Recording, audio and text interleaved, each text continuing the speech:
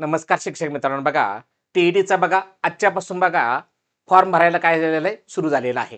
तुम्हाला परिपत्रकावरून तुमच्या लक्षात येणार आहे बघा की फॉर्म भरायला आजच्यापासून सुरू झालेलं आहे.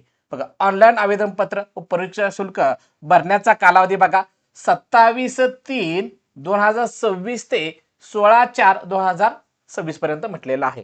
त्यामुळे आजच्या तारखेपासून बघा टीईटीचा पेपर 1 असो, टीईटी पेपर 2 असो, फॉर्म भरायला सुरुवात झालेली आहे.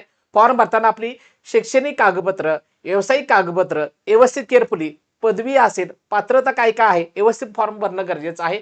आधार कार्डनुसार फॉर्म भरणं गरजेचं आहे. 10वी-12वी मार्क फॉर्म भरताना व्यवस्थित फिलअप करणं गरजेचं आहे.